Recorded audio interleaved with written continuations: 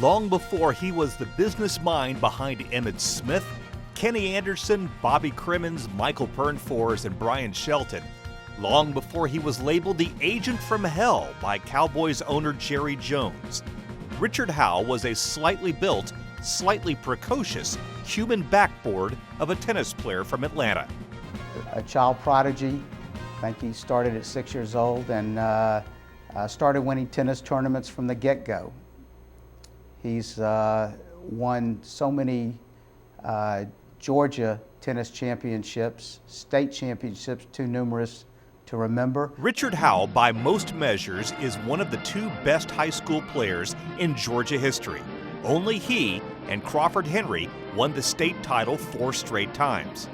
With tongue-in-cheek, you could say he regressed as a college player. You see, he did lose 1 match in 3 varsity seasons at Princeton. And as good as he was in singles, he might have been more acclaimed at doubles. Richard was one of the great junior players of all time, and he and his partner Bill Shippey probably have won more matches and been ranked #1 as a doubles team in Georgia and the South than any other team out there. He was the top-ranked Southern player in doubles at one time or another with 4 different partners. He was the state doubles champion 7 times, his first one at age 15. So was it a killer serve? A wicked backhand? Well, ask anyone. Well, heck, ask everyone. They'll say it was something else. He never missed, and he was a master at defense, had a world-class lob and drop shot. But his greatest trait was his ferocious competitiveness. Not only was it hard to win a match or a set from Richard, it was hard to win a point. He's certainly going to keep you on the court all day and find a way to win. Richard Howell is perhaps the most competitive individual I have ever been around. Richard Howell could pull it off, though. The consummate storyteller, the sleepy grin, the quick chuckle. His constant chatter and micromanaging on-court style was irrepressible. Didn't matter who the partner was, didn't matter who the opponent was. He likes to coach his partners on the court. It was the harshest bit of coaching I'd ever endured.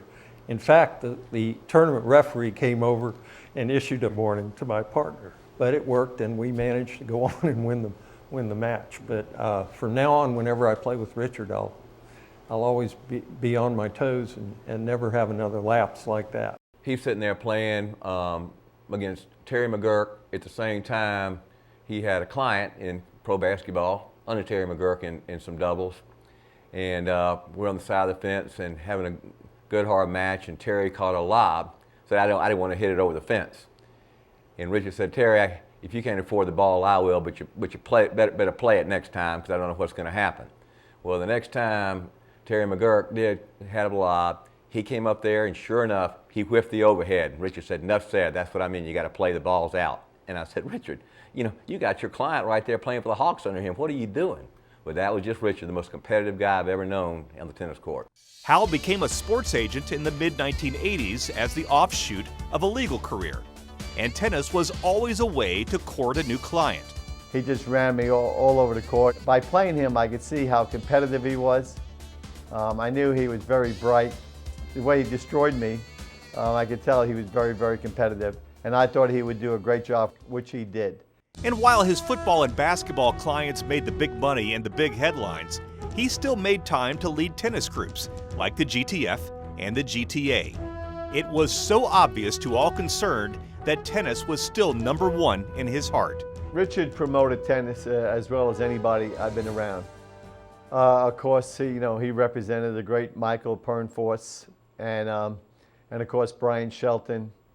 But he played tennis 3-4 times a week, and always talked about tennis, always was promoting it. I mean, his whole family eats, lives, and breathes tennis.